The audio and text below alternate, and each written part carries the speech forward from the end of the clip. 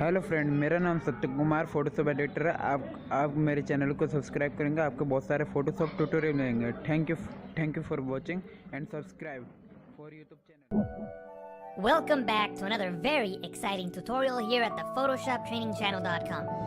My name is Jesus Ramirez, and you can find me on Instagram at JR from PTC. In this video, I'm going to show you how to create the 3D pop-out photo effect in Photoshop. If you want to follow along, you can download the watermark previews or license the full resolution files from Adobe Stock. You can find the links to these images right below this video in the description. We're going to start out with these two layers, the photo frame background and the snow border. I have them on two separate layers, of course. And what we want to do is we want to isolate this black area here. We can, of course, create a selection around the black area to isolate it, but I like working with vectors better because they give you smaller file sizes and they're easier to edit. So we're going to create a vector around the frame. So I'm going to press Z on the keyboard. I'm holding the Z key. I'm not letting go of it. And I'm going to zoom in to the corner here and release the Z key. It'll bring me back to the pen tool, which I had selected. Make sure that you have shape on the options panel on this drop down. Click on one corner and click on the next. Hold the space bar and down. Click on the bottom right corner and then click on the bottom left corner. I'm going to hold the space bar again. Click and drag to pan up and complete that path. Now the color of the shape really doesn't matter, so I'm just going to make it red just so that you can see it. There it is, red. What I'm going to do now is enable the layer of the snow border. I'm going to click and drag her up to the top of the layers panel. And I'm also going to double tap here on the zoom tool just so we can see the image at 100%. And actually, now that I'm looking at it at 100%, I'm actually going to right click on it and choose fit on screen so that I can see the entire composition. Then I'm going to press Ctrl J, Command J on the Mac to duplicate. So now I have two copies. I'm going to disable the one on the top by clicking on this eye icon, and the one on the bottom here, I'm going to clip to the shape below it. So with that layer selected, I'm going to press Ctrl Alt G, Command Option G again. Then I'm going to enable the layer right above that, and I'm just going to make a selection around the snow border. So I'm going to click on the quick selection tool, and I'm simply going to click and drag around her. Now you don't have to be very precise at this moment. You can just click and drag, and we'll worry about the details later. So we're just going to select her as quick as we can. So I'm just clicking and dragging. And notice that my selection is not very accurate. You shouldn't spend too much time at this moment. If you select an area like this part here that is obviously not going to be part of the selection, I'm going to hold Alt, Option on the Mac, click and drag just to refine that selection just a little bit more.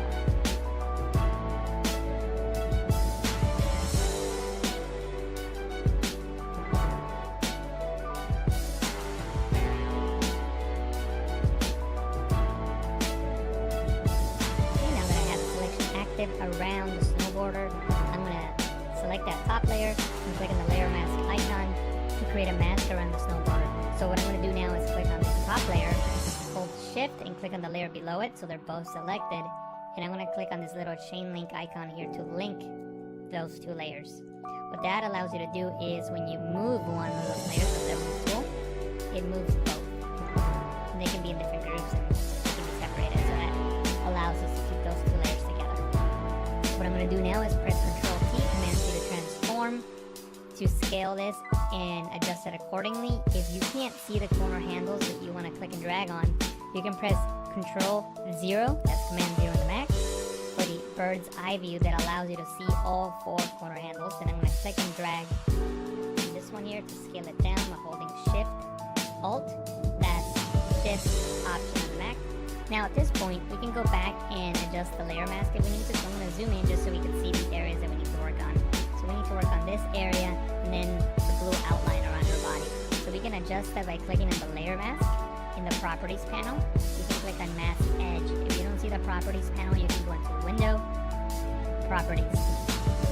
Click on mask edge and then maybe shift edge with a negative value and see how that's adjusted. So keep adjusting it and making sure that that line is gone, but we don't lose any detail that we want to keep. So with this brush selected, I can click and drag here on the hair, and hopefully we'll get a better selection. Now, it didn't do that good of a job here, so I'm just gonna leave it like this for now, and then I can come back with the brush tool and fix that in a moment. So I'm gonna press OK, click on the brush tool, paint with white in areas that I want to keep. So I'm just gonna paint with white in these areas here.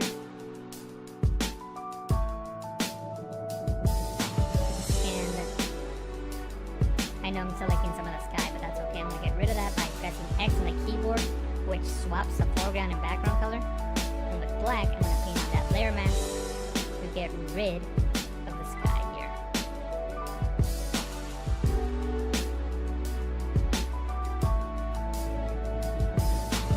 And I'm not going to take the time to do so now. I will do that after the tutorial, and you can see the final image, but I'm just going to go around the entire image and just sure that everything is masked out accordingly. And in most of these areas, everything seems to be okay. I know we gotta work on this area here. And like I said, I'll do that from the tutorial, and you can see my final result. But for now, we'll just leave it as is. I'm gonna press Z on the keyboard, right click, and choose fit to screen. And what we're gonna work on now is extra elements that are gonna help our composite look much more realistic and much more interesting.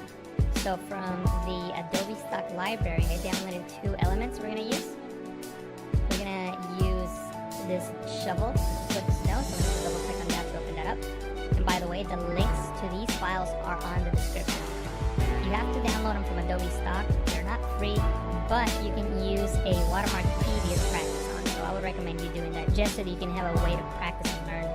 So the first thing I gotta do is get rid of the shovel. I'm gonna click on the lasso tool. I'm gonna make a selection around the shovel. And as you can see, it's not very accurate. It's okay. Then I can hold Shift and Backspace. Or you can go into Edit, Fill to bring up the Fill menu. Under Content, choose Content Aware and press OK. And Photoshop will fill in those pixels and make the shovel disappear. I'm gonna press Ctrl D, Command D on the Mac to deselect. And this is what we're going to work with. The first thing that we need to do is mask out the snow from the ground. So I'm going to go into the Channels panel, and I'm going to look for the channel that's got the most contrast. In this case, the blue channel. I'm going to click and drag on the blue channel and drop it here in the new channel icon to duplicate it.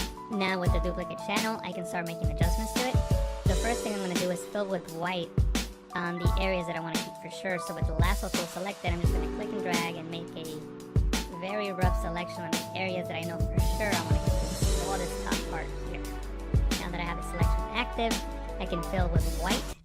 White is currently my foreground color. To fill with the foreground color, you can hold Alt, Backspace, Option, Backspace on the Mac. Then Control D, Command D on the Mac to deselect. Now we got to work on this bottom part.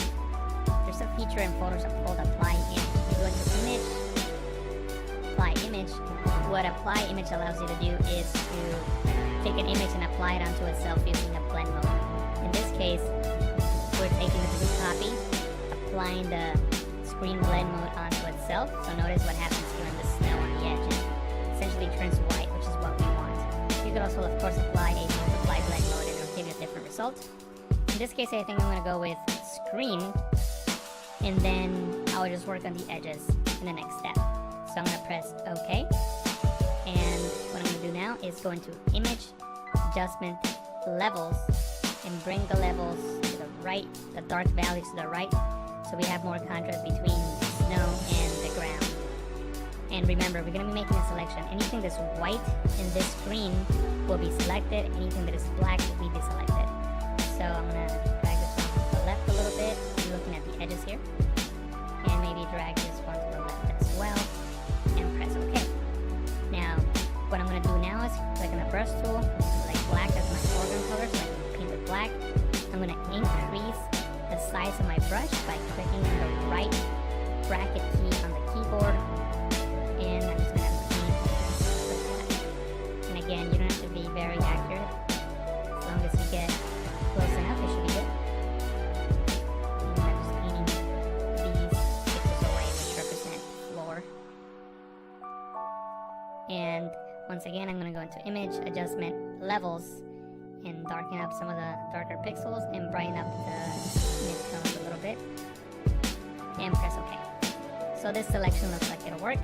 So I'm going to press Control Command on the Mac, click on the blue copy icon to make a selection around it, go back into the layers panel. On the background layer, which is the only layer that we have in this document, I'm going to click on the new layer mask icon, and notice now that the floor is no longer there.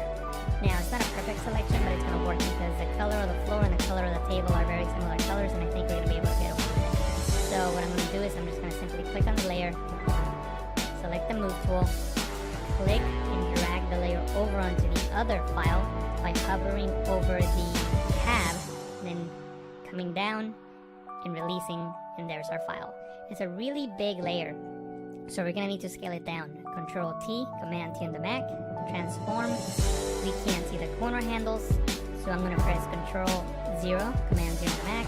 There's the corner handles, and now I'm going to adjust them accordingly. I'm holding Shift as I'm clicking on these corner handles to keep the file constrained.